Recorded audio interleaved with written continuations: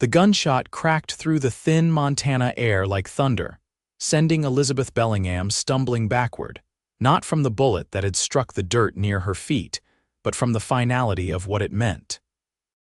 The town council of Silver Creek had made their decision, and Judge Harmon's rifle punctuated their verdict with terrifying clarity: banishment. Tears streamed down Lily Bauer's face as she clutched her simple canvas bag, the only possessions she'd been allowed to take when they dragged her from her family home at dawn. "You've disgraced this town and your father's good name," Judge Harmon shouted, his voice carrying across the gathering of townsfolk who had assembled to witness her humiliation. "Silver Creek has standards, and consorting with a known outlaw crosses every one of them. You have until sundown to be beyond our borders, or the next bullet won't miss." Lily's chin trembled, but she held it high, refusing to cower before the sanctimonious faces that had once smiled at her in church pews and general store aisles. At 22, she had never imagined her life would come to this moment, cast out for falling in love with Jeremiah Cole, the handsome stranger who had turned out to be wanted in 3 territories. "He wasn't what you think," she said, her voice surprisingly steady. Silence. Judge Harmon's face reddened beneath his white beard. "The Cole gang robbed the Silver Creek Bank and shot Deputy Miller, your dalliance, while harboring knowledge of his identity is treason to this community." But Lily knew what they didn't. Jeremiah had planned to turn himself in, to leave his gang behind. He'd promised her a new life somewhere far from Montana territory.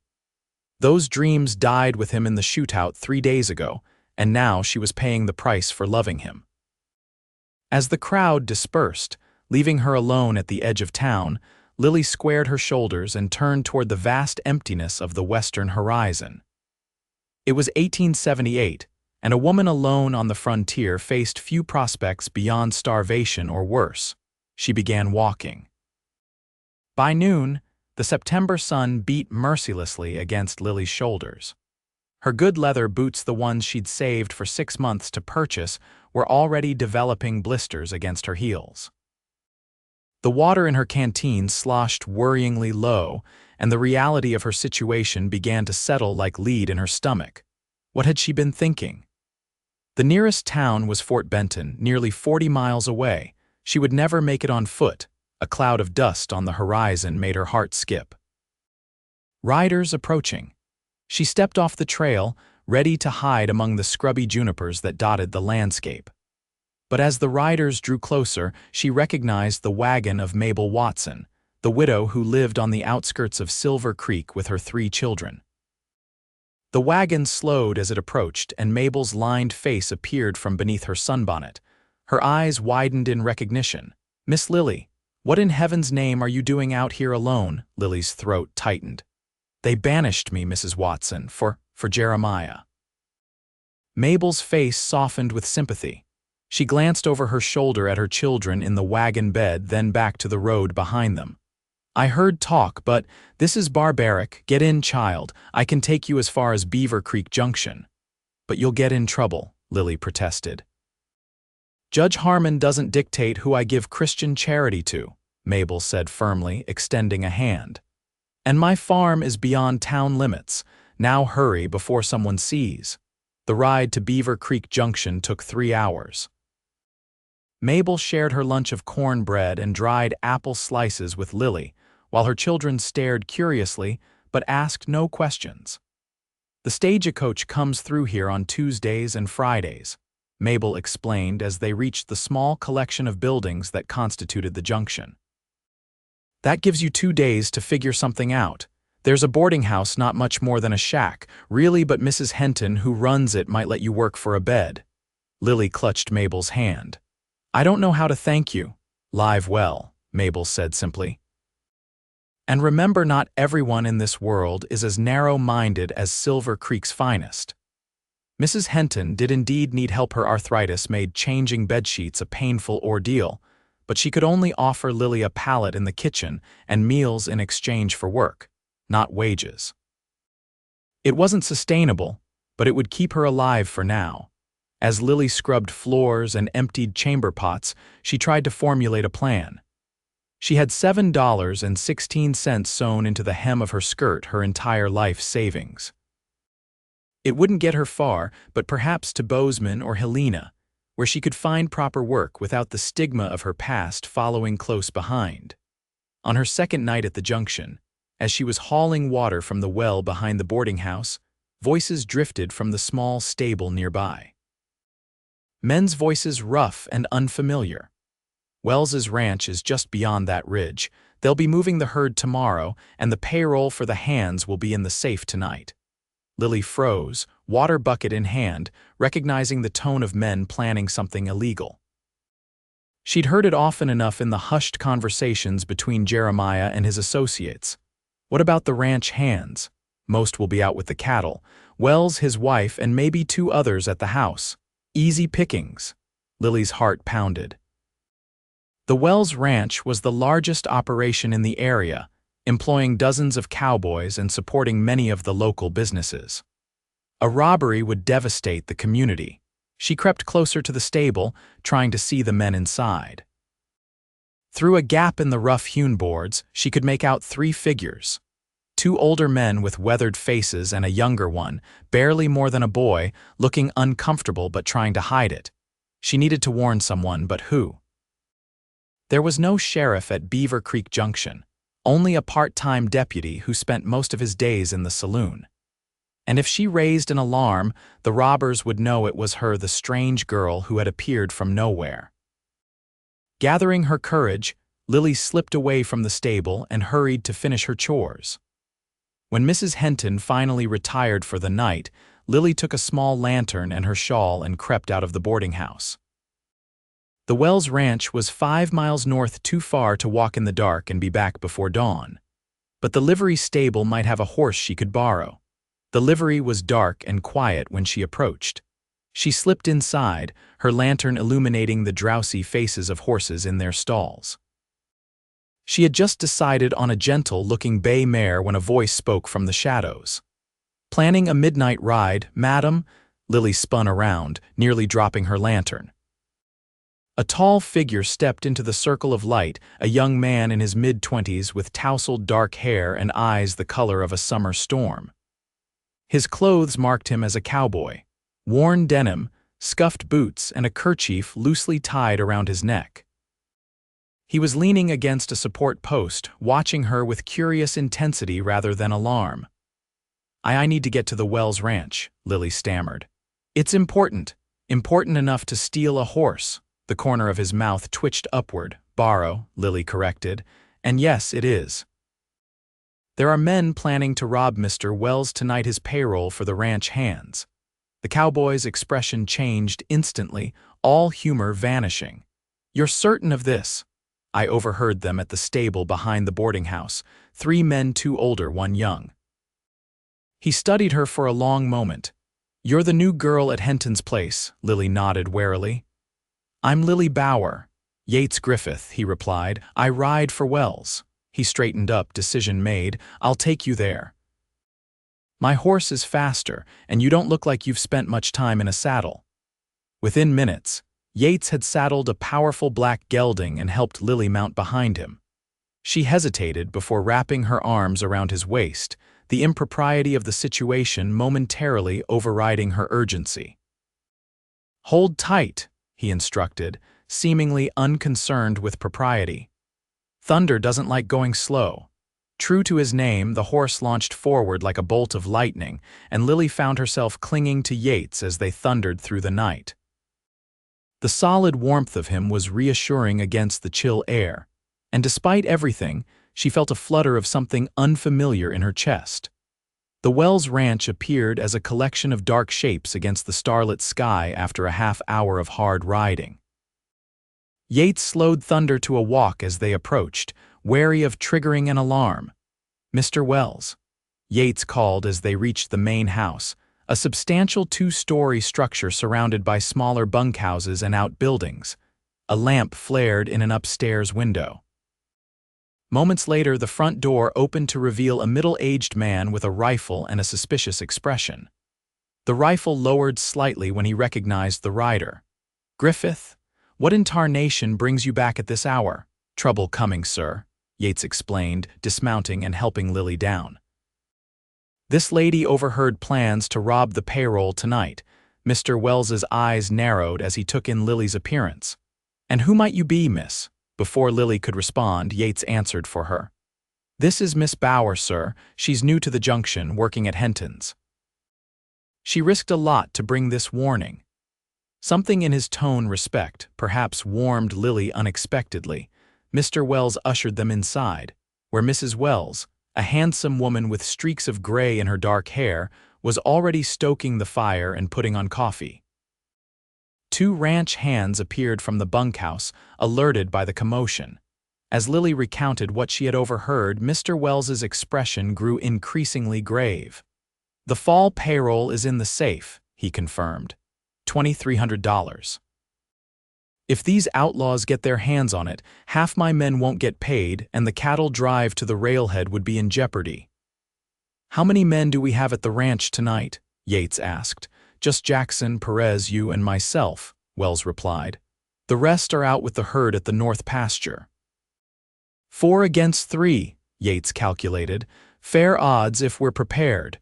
They quickly formed a plan. The ranch hands would hide in the barn while Yates would position himself near the house. Mr. Wells and his wife would appear to retire normally, leaving a single lamp burning in the study where the safe was located. "What about me?" Lily asked. 4 pairs of male eyes turned to her with identical expressions of protective concern. "You'll stay upstairs with Mrs. Wells," Mr. Wells decided. Lily bristled. "I can help. I know what these men look like." Mrs. Wells laid a gentle hand on her arm. "Child, you've done more than enough already. Let these men handle the rest." Reluctantly, Lily allowed herself to be led upstairs, where Mrs. Wells provided her with a nightgown and a spare bedroom.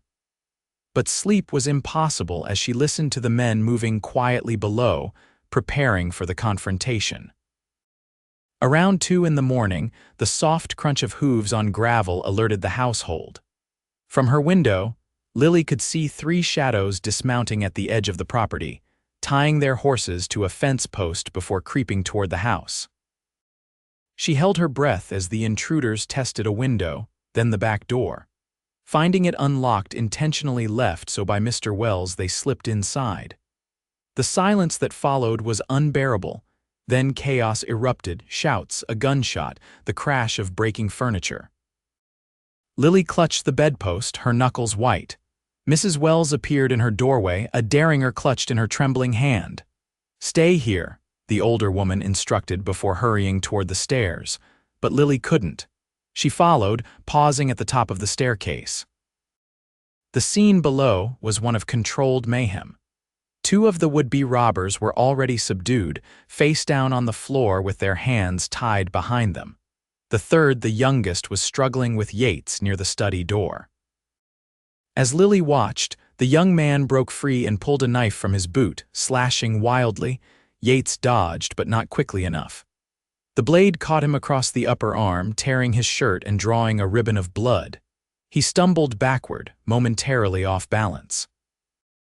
Without thinking, Lily grabbed a heavy ceramic pitcher from a nearby table and hurled it down the stairs. It shattered against the wall beside the young robber, startling him. In that instant of distraction, Yates recovered and tackled him, both men crashing to the floor. Within moments, the third robber was secured alongside his companions. Mr. Wells surveyed the scene with grim satisfaction before turning his attention to Yates's wound. "It's just a scratch," Yates insisted, though the blood soaking his shirt sleeve suggested otherwise. Mrs. Wells took charge, ordering hot water and bandages. As she cleaned and dressed the wound, Lily hovered nearby, feeling guilty for her role in Yates's injury yet relieved that nothing worse had happened. "That was quick thinking with the pitcher," Yates said to her, wincing as Mrs. Wells applied iodine to the cut. "Though I had the situation perfectly under control." The teasing glint in his eyes made something flutter in Lily's stomach. "Clearly," she responded dryly. That's why you were bleeding all over Mrs. Wells's clean floor, he laughed, a rich sound that transformed his face, making him suddenly, startlingly handsome. I'll concede the point, Miss Bauer. By dawn, the local deputy had arrived from the junction to take custody of the robbers. The youngest broke down in tears, confessing that the older men drifters passing through had pressured him into joining their scheme with tales of easy money. Mr. Wells was magnanimous in victory. The law will handle these two, he said, indicating the older men. As for the boy, well, he might benefit more from honest work than jail time. I could use another hand with the cattle. The deputy, relieved to avoid paperwork, readily agreed to this arrangement. As preparations were made to transport the prisoners back to the junction, Mr. Wells pulled Lily aside. Miss Bauer, I'm not one for flowery speeches, but you saved this ranch a world of trouble tonight. If there's anything I can do for you in return, you have only to name it. Lily thought of her precarious situation: no home, no family, working for room and board at a backwater junction with no future in sight. Actually, Mr. Wells, she began hesitantly, I'm in need of proper employment. I can cook, clean, so keep accounts. I was a schoolteacher back in Silver Creek before. She stopped abruptly. Unwilling to explain her banishment, Mr. Wells exchanged a look with his wife, who had approached during the conversation. As it happens, Mrs. Wells said, I've been wanting help with the household and accounts. The ranch has grown and I can't manage it all myself anymore. It won't be easy work, Mr. Wells cautioned. And we're isolated out here, especially in winter.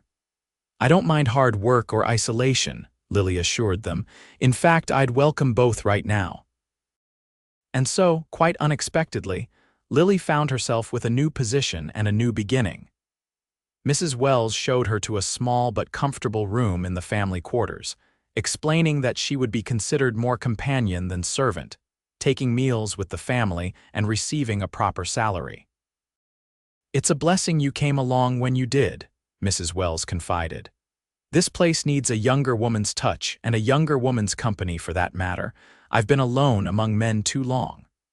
The following days were a flurry of activity as Lily learned the rhythms of ranch life.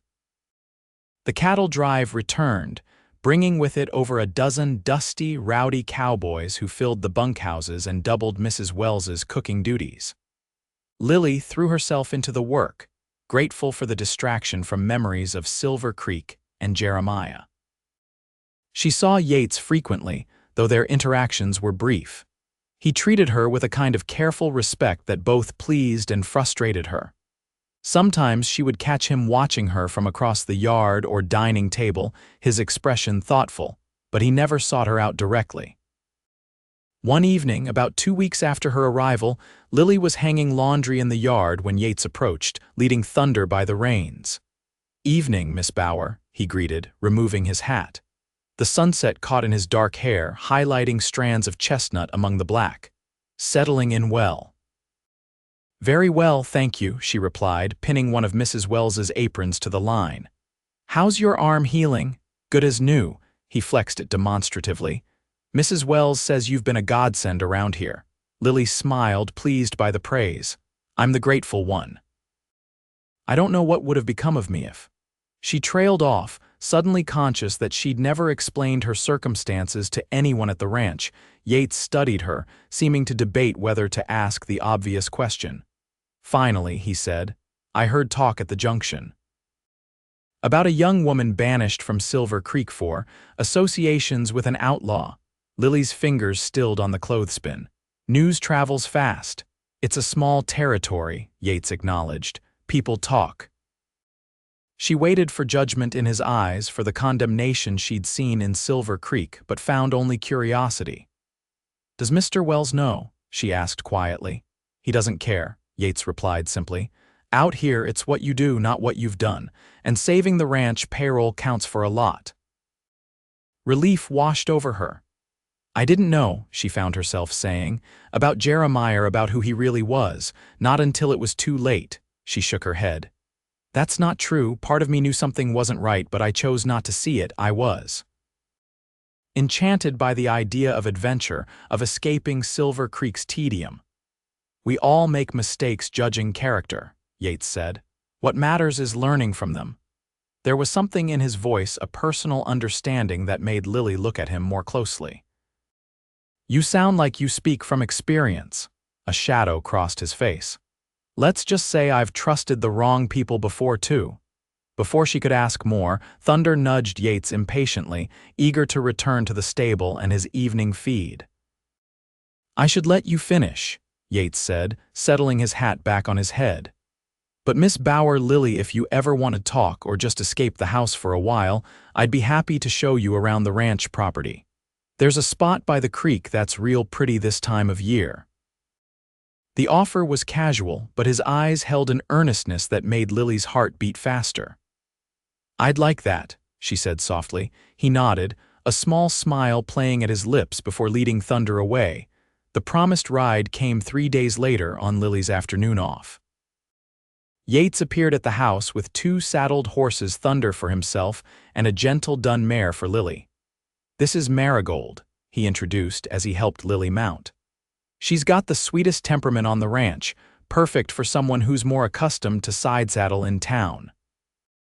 "I'll have you know I rode astride frequently in Silver Creek," Lily informed him, adjusting her borrowed split skirt. "Though usually with my father's oversight and never in trousers." Yates grinned. "My apologies for the assumption, madam." They rode west from the ranch house, across rolling grasslands dotted with grazing cattle. Yates pointed out landmarks and explained aspects of ranching that were foreign to Lily, how to judge good grazing land, why certain ravines were dangerous during flash floods, the importance of water rights in the arid territory. "You know a great deal about ranching," Lily observed. "Have you always been a cowboy?" Yates shook his head. "My father was a merchant in St. Louis. He expected me to take over the family business, but I had different ideas. Headed west after my 20th birthday with nothing but a change of clothes and my grandfather's pocket watch." "That was brave," Lily said, genuinely impressed. "Or foolish," Yates countered with a self-deprecating smile. "I nearly starved that first winter before I found work with a cattle outfit in Kansas. Learned the hard way that adventure isn't always glamorous."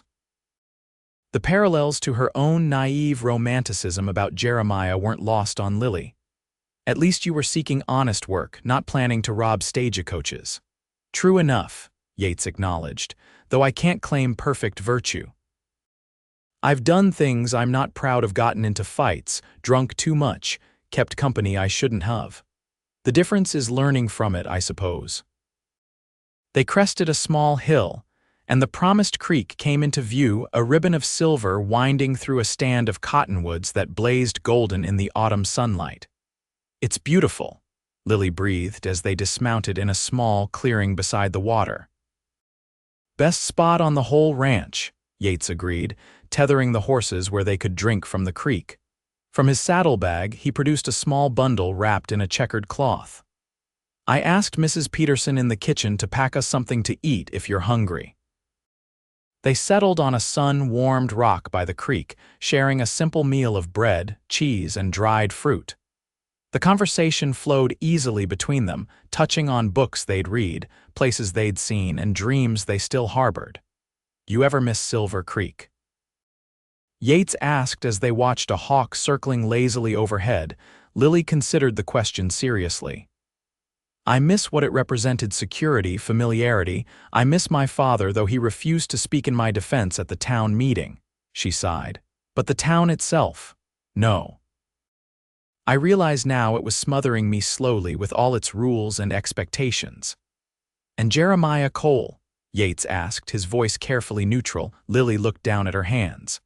"I miss who I thought he was: charming, adventurous, devoted to me alone. The real Jeremiah, I never really knew him at all."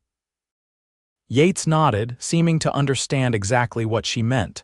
"It's a peculiar kind of grief, mourning someone who never truly existed."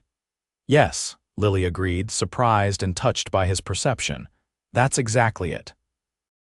Their eyes met, and something electric passed between them, recognition, perhaps, of kindred experiences despite their different paths. The moment was broken by Thunder's impatient whinny. Yates glanced at the sky, noting the position of the sun. "We should start back if we want to reach the ranch before dark." As they mounted their horses, Lily felt a curious reluctance to end their outing. For the first time since her banishment, she had spent hours without thinking of Jeremiah or Silver Creek or her uncertain future. There was something about Yates, his straightforward manner, his lack of pretension, that put her at ease. Their return journey took them through a different route, skirting the edge of a neighboring property marked by a split-rail fence. "The Carson place," Yates explained. "Not as big as Wells's spread, but good land. Old man Carson died last spring and his son hasn't done much with it. Rumor is he's looking to sell." "What would happen to it?" Lily asked, noting the neglected appearance of the distant outbuildings. Yates shrugged.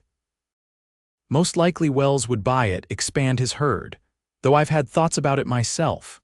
"You want to buy a ranch?" Lily asked, surprised. "Someday," Yates admitted, a touch of embarrassment coloring his voice.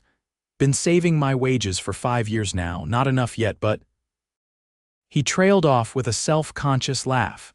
"Listen to me going on about pipe dreams." "I think it's admirable," Lily said sincerely. "Having a goal, working toward it steadily, that takes real strength of character." Yates looked at her with such warmth that Lily felt herself blush. "Thank you for that," he said simply. Over the following weeks, a pattern developed. When ranch duties and household responsibilities allowed, Lily and Yates would find time together riding across the property, playing chess in the parlor during rainy evenings, or simply talking while Lily mended clothes and Yates cleaned his tack. Mrs. Wells observed these interactions with knowing eyes, but made no comment beyond occasionally assigning tasks that would throw the two together. Mr. Wells was less subtle. "Griffith's a good man," he remarked to Lily one evening after Yates had excused himself from the dinner table. "Hard-working, honest, smart with cattle, he'd make some woman a fine husband." Lily nearly choked on her coffee. "Mr. Wells, just making conversation," the rancher said innocently, though his eyes twinkled with mischief. As autumn deepened toward winter, the ranch's rhythms shifted. Most of the seasonal hands departed after the fall roundup, leaving a core crew of year-round workers. The first snow dusted the distant mountains, and mornings dawned crisp and bright with frost. One such morning, Lily was in the kitchen helping prepare breakfast when hoofbeats in the yard announced a visitor unusual at this early hour. She peered out the window to see a familiar figure dismounting. Sheriff Taylor from Silver Creek. Her blood ran cold. What could possibly bring him all the way to the Wells Ranch? Had Judge Harmon somehow extended her banishment to include the entire county? Mr. Wells met the sheriff on the porch, their conversation inaudible through the closed windows. After several minutes, both men entered the house, removing their hats as they stepped into the warmth of the kitchen. Sheriff Taylor's eyes widened slightly when he saw Lily, but he nodded politely. "Miss Bauer." "Sheriff," she acknowledged, wiping her hands nervously on her apron. "What brings you to Wells Ranch?" "Actually, I'm here about Jeremiah Cole's gang," the sheriff explained. "We captured his second-in-command, Hank Morse, near Helena last week. Before he was hanged, he made some interesting confessions."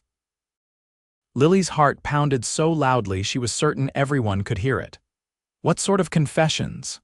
"Seems Cole was planning to leave the gang," Sheriff Taylor said. Morse claimed Cole had hidden away most of his share from their robberies, intending to return it anonymously and start fresh somewhere. Said he'd fallen in love with a local girl and wanted to go straight. The kitchen seemed to spin around Lily. "Then, Jeremiah was telling me the truth." Sheriff Taylor nodded grimly. "Appears so. Morse and the others didn't take kindly to losing their leader. According to his confession, they're the ones who tipped us off about Cole's whereabouts that day, hoping we'd do their dirty work for them. They never expected him to actually surrender, which he apparently was trying to do when the shooting started." Tears blurred Lily's vision. Jeremiah had been telling the truth. He had meant to change to make things right, and she had been punished for believing in that possibility. "There's more," the sheriff continued, reaching into his vest pocket. He withdrew a small envelope, yellowed and creased. "We found this among Cole's possessions. It's addressed to you." With trembling fingers, Lily accepted the letter. The handwriting on the envelope was unmistakably Jeremiah's flowing script. "The town council has reconsidered your banishment," Sheriff Taylor added. "In light of these revelations, they're prepared to allow your return to Silver Creek if you wish it." Lily looked up from the letter, surprised to find she felt no surge of joy at this news. "Thank you for informing me," she said carefully, "but I need time to consider." After the sheriff departed, Lily retreated to her room to read Jeremiah's final words to her in privacy. The letter was brief, but heartfelt, a declaration of love, an apology for his past, and his plans for their future together in a place where neither of them would be judged by previous mistakes. When she emerged hours later, red-eyed but composed, she found Yates waiting in the parlor, clearly having heard about the sheriff's visit from Mr. Wells. "Are you returning to Silver Creek?" he asked without preamble, his expression carefully neutral despite the tension evident in his shoulders. Lily looked at him, really looked at the man who had become so important to her over these past months. Yates Griffith wasn't Jeremiah Cole. He wasn't flashy or mysterious or filled with grand romantic gestures. He was steady, principled, and genuine. His dreams were built on hard work rather than shortcuts, and his affection, while more quietly expressed, ran deep and true. "No," she said softly. "Silver Creek isn't my home anymore. It hasn't been since the moment they cast me out." Hope flickered in Yates's eyes. "And where is home now?" Instead of answering directly, Lily crossed the room to stand before him. "Jeremiah's letter confirmed what I suspected. He did care for me in his way. But reading it, I realized something important. What I felt for him wasn't love, not really. It was infatuation, excitement, the allure of the unknown." She took a deep breath. "Real love, I think, grows from respect and understanding.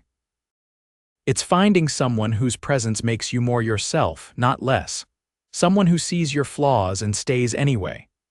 Someone who throws pitchers at knife-wielding robbers," Yates suggested, a smile beginning to form at the corners of his mouth.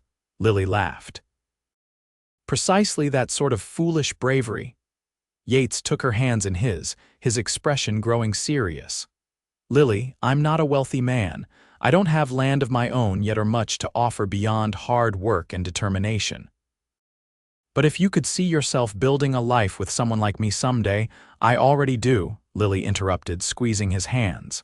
"See it, that is, every day more clearly." The kiss that followed was gentle, tentative at first, then deepening with shared certainty. When they finally broke apart, Yates rested his forehead against hers. "I love you, Lily Bauer," he whispered. "Not despite your past, but including it. Every choice you've made led you here, to this ranch, to that night you overheard the robber's plan. To me." "Then I wouldn't change a single one," Lily replied. 3 days before Christmas, with snow falling gently outside, Yates and Lily were married in the Wellses' parlor. Mrs. Wells had insisted on making Lily a proper wedding dress from cream-colored silk, ordered specially from Helena, while Mr. Wells gave the couple an unexpected wedding gift, a deed to the neighboring Carson property, with a generous loan arrangement that would allow them to establish their own modest ranch. "Consider it an investment," Mr. Wells said gruffly when Yates tried to protest the generosity. "This territory needs more decent, hard-working families putting down roots." As they stood together before the minister, surrounded by the ranch hands and neighboring families who had become their community, Lily thought about the strange twists of fate that had brought her here. Banishment had seemed like an ending, the worst punishment imaginable. Instead, it had become the beginning of something truer and more lasting than anything she could have imagined in Silver Creek. When the minister pronounced them husband and wife, Yates leaned close to whisper in her ear, "Welcome home, Mrs. Griffith." And in that moment, with the snow falling outside and the warmth of acceptance surrounding her, Lily knew she had finally found where she truly belonged. 5 years later, on a bright spring morning, Lily stood on the porch of the modest but well-built ranch house that she and Yates had made their home. Their property, originally the smaller Carson place, had flourished under their care. A small herd of quality cattle grazed in the nearby pasture, and the fields beyond were newly planted with alfalfa. Behind her, the sounds of breakfast being cleared away drifted through the open door their housekeeper, Mrs. Finch, chatting with 3-year-old Emma while baby Thomas cooed in his cradle. Their family had grown just as their ranch had. In the distance, Lily could see Yates riding in from the north pasture, tall and straight in the saddle. Even after 5 years of marriage, the sight of him still made her heart beat faster. As she watched him approach, Lily reflected on how completely her life had transformed since that terrible day of banishment. Silver Creek and Jeremiah Cole seemed to belong to another lifetime, another person. She had made peace with that chapter of her history, even corresponding occasionally with her father, who had eventually acknowledged the town's harsh judgment had been unjust. But she never considered returning, not even for a visit. Her life was here now, on this land, with the family she and Yates had created together. Yates dismounted at the hitching post, removing his hat as he climbed the porch steps. There was a streak of dust across his cheek, and the beginnings of silver threading through the dark hair at his temples. But his eyes, those storm-gray eyes that had first captured her attention in a dimly lit livery stable, were as bright and warm as ever. "Beautiful morning," he remarked, pulling her into his arms for a kiss that, even after all this time, still made her toes curl in her boots. "Indeed it is," Lily agreed, leaning into his embrace, "and getting more beautiful by the minute."